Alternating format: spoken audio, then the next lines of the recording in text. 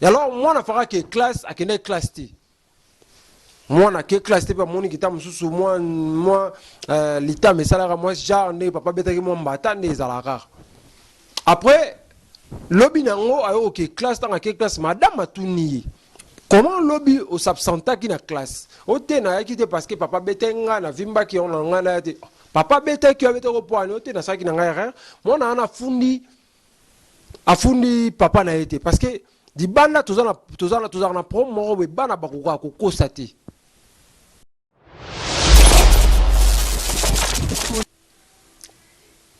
oyo aza munene ya salité aleki na internet pour oloba faire egola alika violer mwana na ye a violer mwana ne mwana ke ko dénoncer yi soki bozana ba information ya sûreté ya netté faut inviter ya koloba n'importe quoi na télévision vina yo saratola batu bakiparango te ozo mona muke Diego Milito ozo mukolo na ozo mama na ye o China ndaku na yo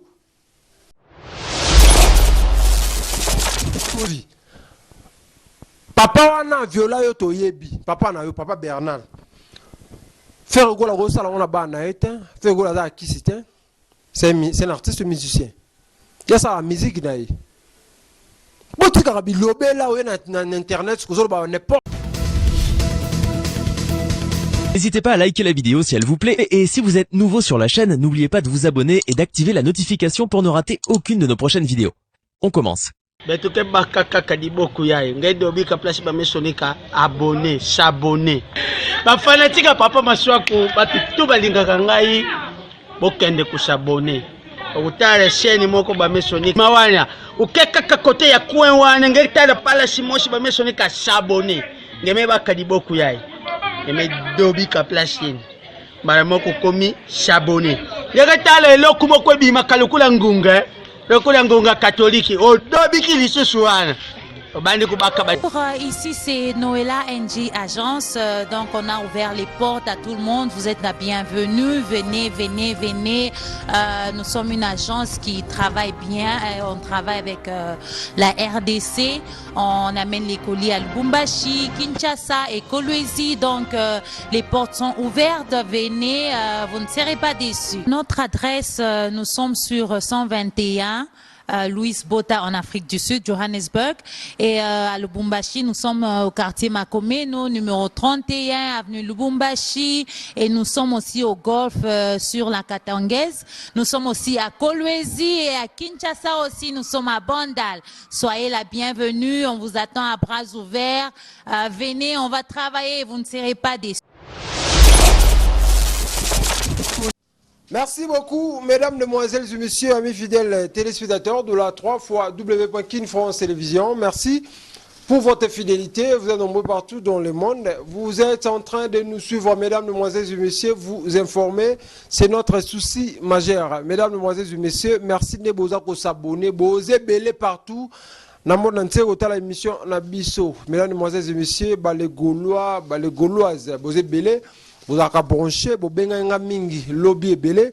Yannick Wenge, tout ça pour sa réaction na yo, tout ça pour ça éclaircissement na yo, mesdames, demoiselles et messieurs, yango na ye to meka un peu kosolola, na bino ba les Gaulois, na bino bato bolinga faire gola, na bino bato boza ko compentir na pasi oyo, les alliés pas à faire gola na minute oyo. Mesdames, demoiselles et messieurs, vous savez bien, chaque jour quand on réveille, il y a toujours de nouvelles. Nazala nouvelle à l'élo, na yeto mekampe ko sola mais bo bisa saratola afanda ayoka mission tindela saratola tindela ndeko saratola tindela papa Bernard tola tindela bandeko tola bayoka nanu parce que mutu so bani mabe bo mona ngote tant to ko réagir ba tusu ba réagir nde mabe ya bato bimara wana. Mesdames, demoiselles et messieurs, na yena ngoloba te na ba nanu na oloba sur l'arrestation ya Ferregola. Ferregola aza papa ya bana aza père de famille. Ferregola bana na mingi bazara na poto bavana na poto na France. Mesdames, demoiselles et messieurs, ka ndenge zalaka libanda ezara ba réalité na ngo ebele libanda ezala ba réalité ebele. J'espère que bomo na photo za ko circuler na ba réseaux sociaux ya mona Ferregola ba lobi to le bebele mona Ferregola kangisi fere mona Ferregola ba komi ko finga na mona wana Congolais belé moi maturité za ramo malamu te moi mingité. Mesdames, Mesdemoiselles et Messieurs, plutôt va te vendre à Libanda, Toyebi, Makambu. Tant que vous condamnez moi na fundi faire rigola, c'est pas ça moi na nem ta fundi faire rigola te. Moi na faire rigola ndé a fundi faire rigola te. Mesdames, Mesdemoiselles et Messieurs, ndenga tozalaka toza ba parents, moi na goza na problème, moi na goza la erreur, moi boye na famille ndenge zala kaka. Na Congo biso to mesana na kubeta bana. Kubeta bana moi na ofunda nulle part. Robeta bana mutu robeta mwana o mwaka so bomie ndo mon intervention à l'été ça mais libanda c'est pas le cas même ici en Afrique du Sud c'est pas le cas robeta okoki ko simba mwana ote mwana fo loba na ye dibane za bongo na yebi na poto partout ata en Afrique du Sud za bongo koki ko simba mwana na ote koki ko beta mwana ote alors mwana fait rigola ceux qui au lit ceux qui n'en comme mo boye. Ah, ça qui gaffe parce que ça couru déjà, elle a déjà 16 ans ou 17 ans comme ça. Donc déjà, ça comme déjà une grande fille. Donc moi, erreur, moi, salamaki, moi, na, faire rigolo à corriger qui moi, na, n'engue zala kaka. Faire rigolo à corriger moi, na, moi, mbata, moi, ni n'engue zala, que papa, n'engue biso ba congolais, to me sana. Et alors, moi, na fera que classe, à quelle classe ti.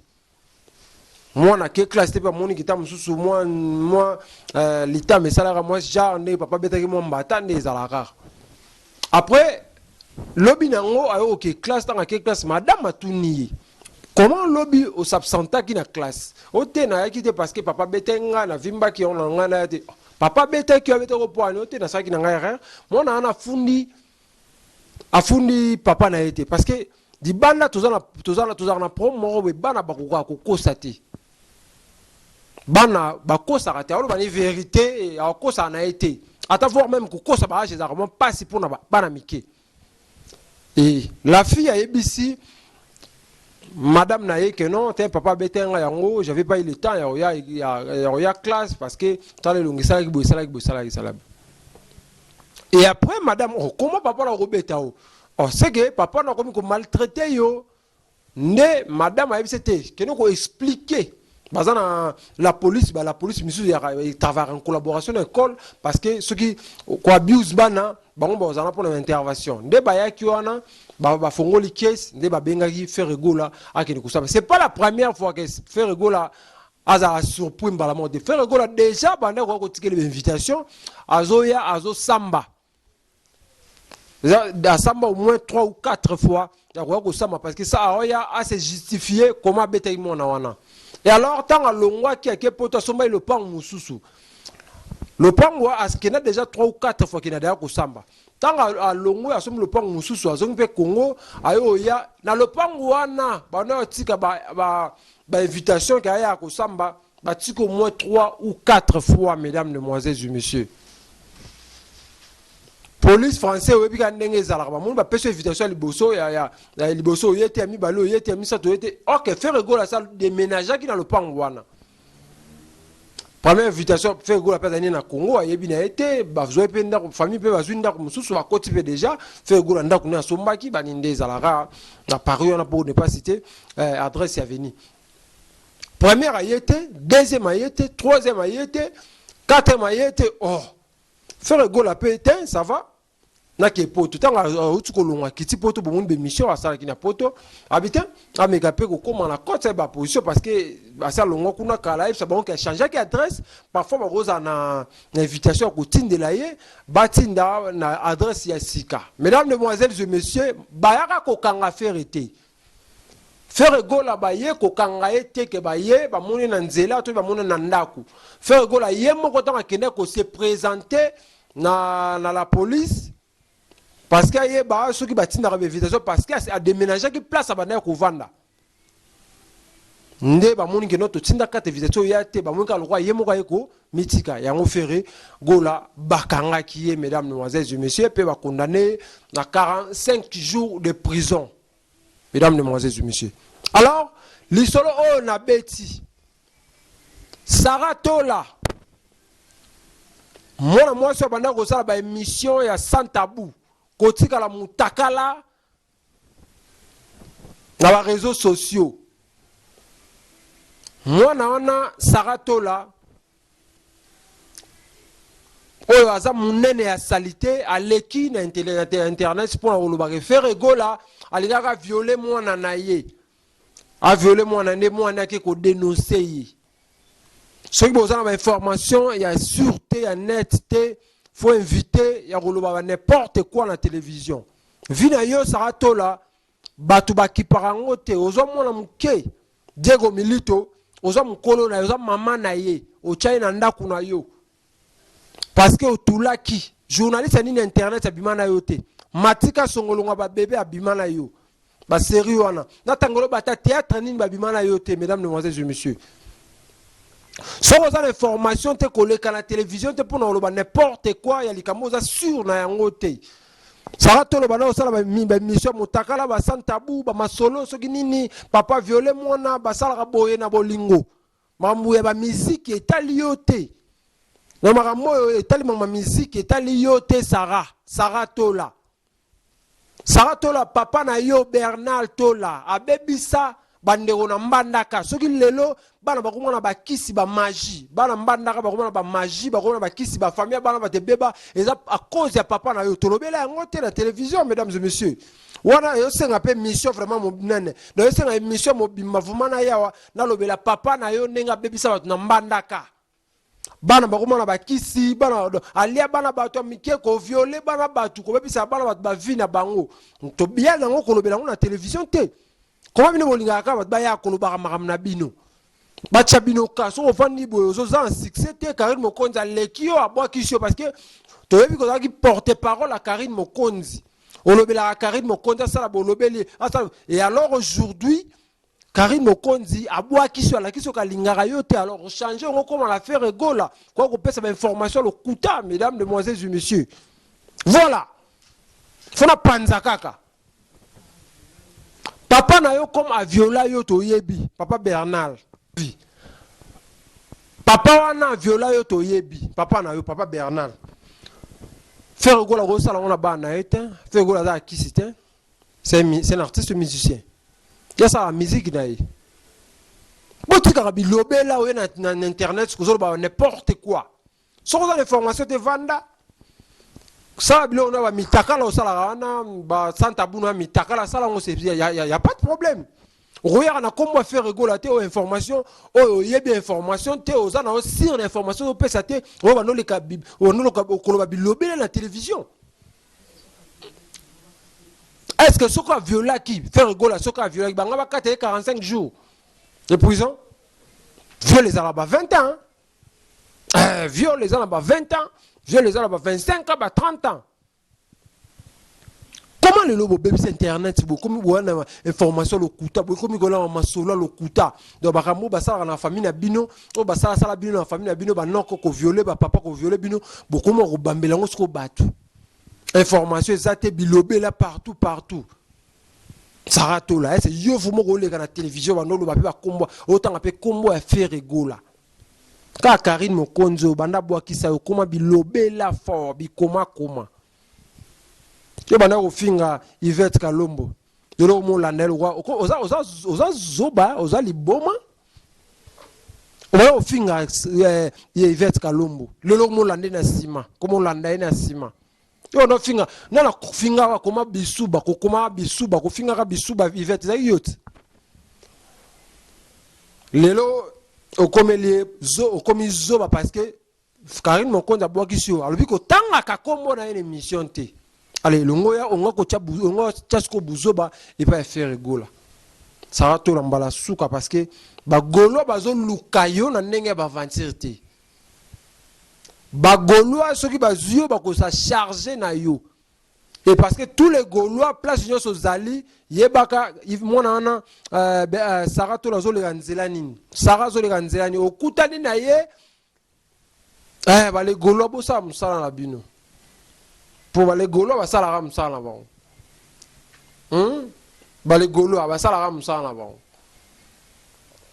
to ebi bien li solo famille na bino papa bino viola bino nyonso yo lekino mwasi wana na grande sœur na kufa wana na mama bino na wasuka wana mama na ba mama leki na mbandaka wana bana batata mosi bana quartier ko ba route parce que ba kisi na esenga bongo ba kisi na esenga bongo aveni mobimba papa bino 600 ko violer ko bebisa vie ya bana batu ko iba ba mbonga batu na mawenze na nenga kisi na ebiango te na mbandaka wana Saro ta mamonga na olobo ebiango. Papa la kolimwisa bambonga batu na ba wenze o bato ba tekaka kolimwisa bambongo na bango ko bebisa ba ko viola ba na quartier ko linkota mwana bana ko vivre na bana mike aveni na ebiango te. Na banguma za na ba chambre na bandako na yena na ebiango te. Masolo na oloba mona mbandaka to ebiango. Mona mbandaka to ebiango parce que ngape na mona mbandaka nega ne mbandaka vraiment na ya mateti. Na ye maman na solate. Na ye parce que Sarah a na bilobela na télévision ayo loba mabuzo bana ko mba faire rigola. Tout sauf ça, to tika bilon te boa loba n'importe quoi la combo à faire rigola. Voilà. C'est un artiste musicien on le lance à musala kitoko. Ba rigola benga yani gwenge yo zaka ni pour ni contre. Donc yo zana na couleur musicale tero ya lobela biso na logo vraiment. Wata na mona mwaso. Ba tinenge miso lobela ngo. Toujours fort aux en frein, tant que dans la télévision, autant à comme moi moutou, réputation moutou, ou à violer moi c'est normal. Donc comme c'est important pour la famille la bino bossa la on va violer à bino, bo tchango pas battu.